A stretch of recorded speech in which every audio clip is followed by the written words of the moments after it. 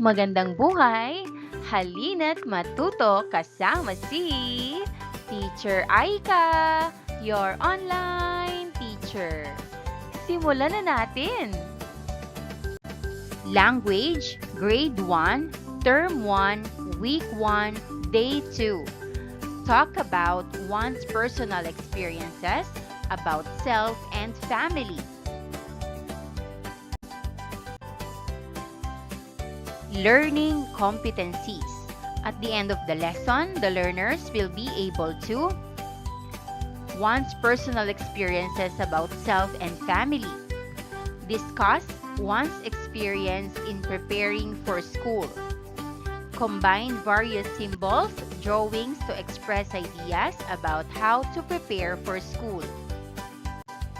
Identify main characters and events from a text listened to. Describe main characters and events. Associate ideas or events in the text listened to with one's experience.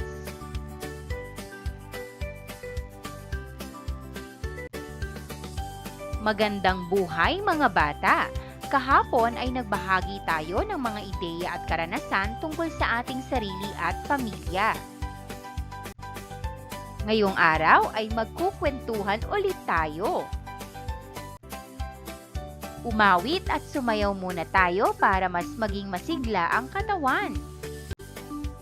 Ganto ang paghugas ng mukha, ng mukha, ng mukha. Ganto ang paghugas ng mukha pagkagising sa umaga. Ganto ang pagsipilyo ng ngipin, ng ngipin, ng ngipin. Ganto ang pagsipilyo ng ngipin pagkagising sa umaga. Ganto ang paglinis ng tainga, ng tainga, ng tainga. Ganto ang paglinis ng tainga pagkagising sa umaga.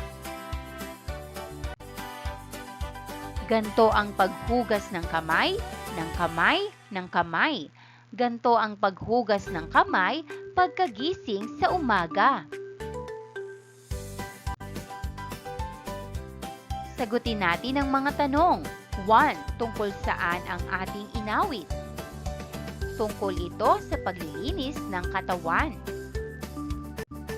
2. Ganito rin ba ang ginagawa ninyo tuwing umaga? Oo, ginagawa ko rin ito tuwing umaga. 3. Tuwing umaga lang ba dapat ito ginagawa? Bakit? Hindi, dapat araw-araw itong ginagawa para maging malinis. 4. Bakit kailangan gawin natin ito? Para maging malinis at hindi magkasakit. Sa araw na ito ay pag-uusapan natin ang mga ginagawang paghahanda bago pumasok sa paaralan. Mga dapat gawin para pagpasok sa paaralan.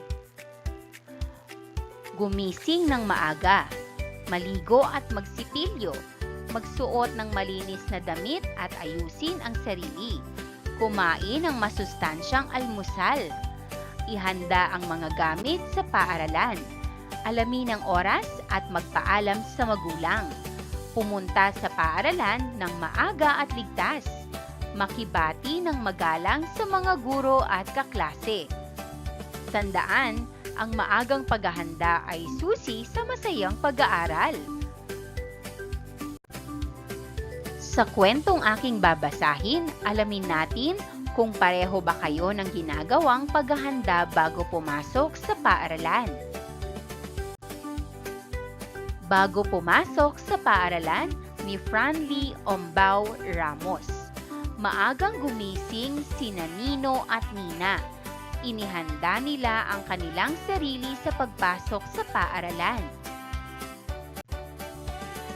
Sila ay naligo at nagbihis, pagkatapos kumain sila ng agahan at nagsipilyo. Tiningnan nila ang kanilang gamit. Ay, wala sa bag ko ang aking lapis, sabi ni Nino. Saan ko kaya ito naiwan?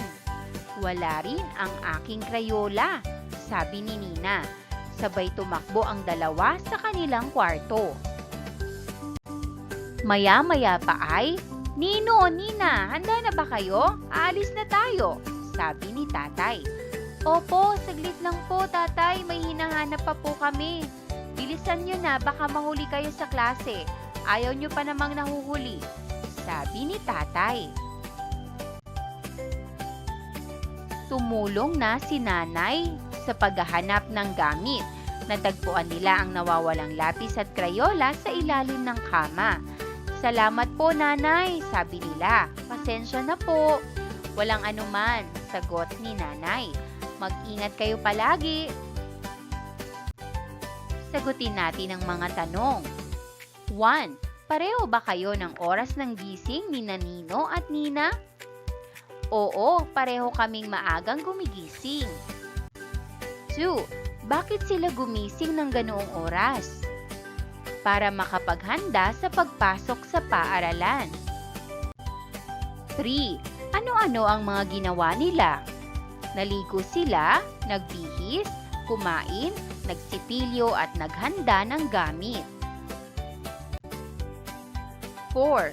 Bakit hindi sila nakaalis agad patungong paaralan? Dahil nawawala ang kanilang lapis at krayola. Balikan natin ang kwentong tinalakay. 1. Sino-sino nga ulit ang mga tauhan sa ating kwento? Sina Nino, Nina, tatay at nanay. 2. Paano mailalarawan sina Nina at Nino batay sa kwento?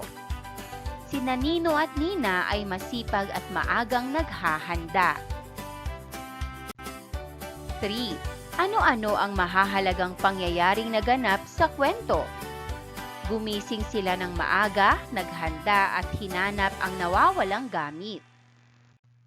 4. Paano nagwakas ang kwento? Nahanap nila ang lapis at krayola at nakahanda na sila. 5. Para sa iyo, bakit mahalagang ihanda ang mga gamit bago pumasok sa paaralan? Mahalaga ito para hindi mahuli at handa sa pagpasok sa paaralan. Magpangkat kayo sa 4 na grupo. Ang bawat grupo ay bibigyan ng marker, drawing chart at krayola. Iguguhit ng bawat grupo ang kanilang itinalagang paksa. Group 1, foods they eat before going to school. Group 2, things they use in taking a bath. Group 3, clothes to wear in school. Group 4, things to bring inside your school bag. Kumpletuhin ang mga pangungusap gamit ang tamang impormasyon. Ang isang kwento ay may tauhan. Umiikot ito sa iba't ibang pangyayari. Maaaring iugnay ang kwento sa iyong sariling karanasan. Ibahagi sa klase ang inyong mga iginuhit na larawan tungkol sa mga paksang ibinigay sa inyo. Bawat grupo ay maaaring magbahagi ng may kinatawan ng grupo, pares o lahat ng miyembro. Kayo ay may 3 minuto para magbahagi. Group 1, foods they eat before going to school. Oats, itlog at tinapay, cereal at gatas, prutas, sandwich, kanin at saging, sabaw, gatas at chocolate milk. Group 2, things they use in taking a bath. Soap, shampoo, tabo, balde, espongha, tela o towel, brush, toothpaste at toothbrush, body wash at supply. Group 3, clothes to wear in school. Polo, palda, pantalon, blusa, medyas, sapatos, jacket o sweater, ID with lace. Group 4, things to bring inside your school bag.